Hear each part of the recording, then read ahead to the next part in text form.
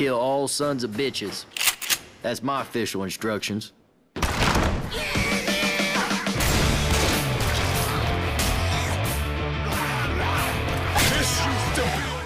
Hey there everyone, this is Ray Carcillo with Classic Game Room, and today we're looking at Left 4 Dead 2 for the Xbox 360 from Valve.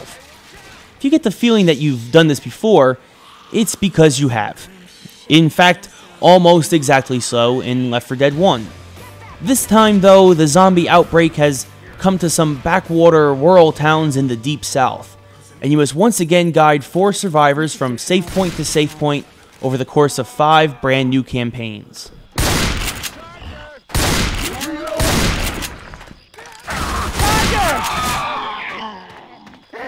You can choose to be any of the 4 survivors, but since none of them have any abilities superior or inferior to the others, it's really just a personal preference of whether you want to be the stereotypical redneck, the con man in the white suit, the high school football coach, or the random chick thrown in to balance out the testosterone. What's different between this and the previous Left 4 Dead game at least, is that there seems to be an order to the campaigns.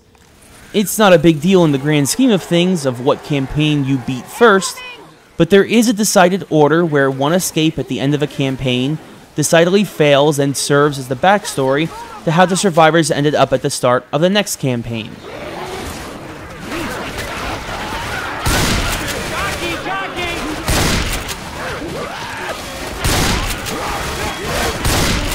When you get down to it though, Left 4 Dead isn't really about the story.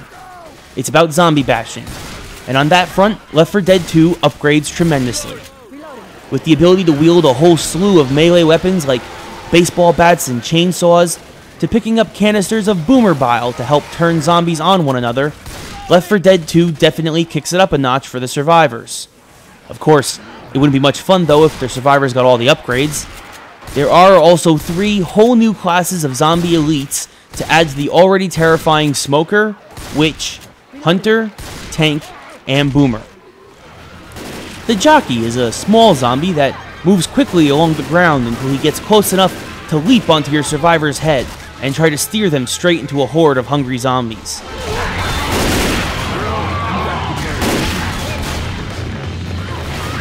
The Charger is a lopsided zombie with 1 huge arm and 1 malformed or missing arm. When it sees human flesh, it charges on sight like a zombie juggernaut, and then tries to smash you over and over again with its 1 arm. The final new zombie is, well, my favorite. Spitters are possibly the most dangerous of the new breeds because they can spit huge acid globs towards the survivors and block off entire paths temporarily with the seething liquid.